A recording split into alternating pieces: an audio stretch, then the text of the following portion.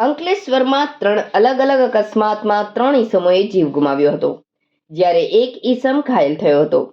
અંકલેશ્વર જીઆઈડીસીમાં ધીરજ can ચોકડી નજીક road side moped ઊભું રાખી પાણી પીતા વૃદ્ધને ક્રેને અડફેટે લેતા સ્થળ પર જ મોત નીપજ્યું હતું. કોસંબડી સિદ્ધિવિનાયક મંદિર પાસે મિત્રને મળવા જતા આધેડને હાઈવે ચાલકે ટક્કર મારતા સારવાર દરમિયાન મોત થયું હતું. નેશનલ હાઈવે પર અમરાવતી બ્રિજ પાસે બાઇક સ્લીપ થતા 19 વર્ષીય રાજસ્થાની યુવકનું મોત, જ્યારે અન્ય એક ઈસમ ઘાયલ થયો હતો. ગડખોલ મીઠા ફેક્ટરી નજીક રહેતા 64 વર્ષીય રામવિલાસ શર્મા ગતરોજ ઘરેથી રાજપીપળા રોડ પર આવેલ રિલાયન્સ ગેસ એજન્સી પર ગેસ બોટલની પૂછપરછ માટે નીકળ્યા હતા, જે બાદ તેઓ કામ અર્થે જીઆઈડીસી પહોંચ્યા હતા, જ્યાં જીતાલી રોડ પર આવેલ ધીરજ કેન ચોકડી પાસે આવેલ ગલિયાકોટવાલા એન્જિનિયરિંગ કંપનીના ગેટ નંબર 4 પાસે મોપેડ સાઇડ પર ઊભું રાખી પાણી પીતા હતા. તે દરમિયાન પૂરપાટ આવેલા હાઇડ્રાફ્ટ ક્રેન ચાલકે ટક્કર મારી ગંભીર ઇજા પહોંચાડતા તેમને 108ની મદદથી સારવાર અર્થે ખસેડ્યા હતા.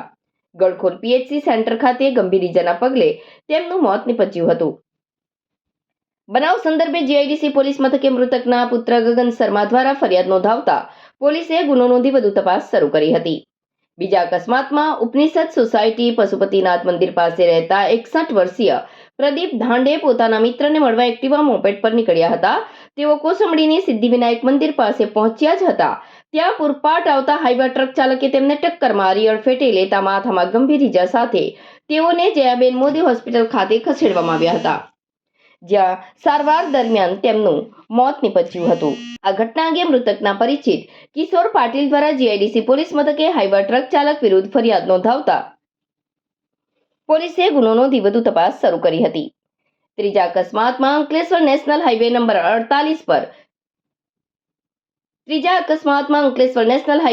48 પર અમરાવતી બ્રિજ પાસે બન્યો હતો.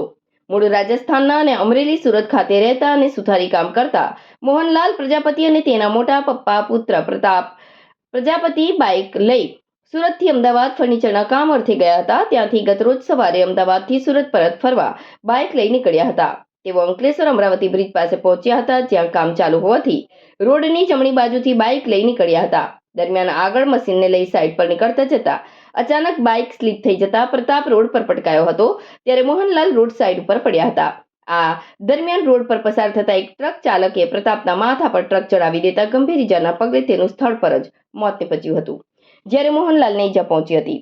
અકસ્માત અંગે મોહનલાલે 2 ડિવિઝન પોલીસ મથકે ફરિયાદ નોંધાવતા પોલીસે ગુનો નોંધી તપાસ શરૂ કરી હતી.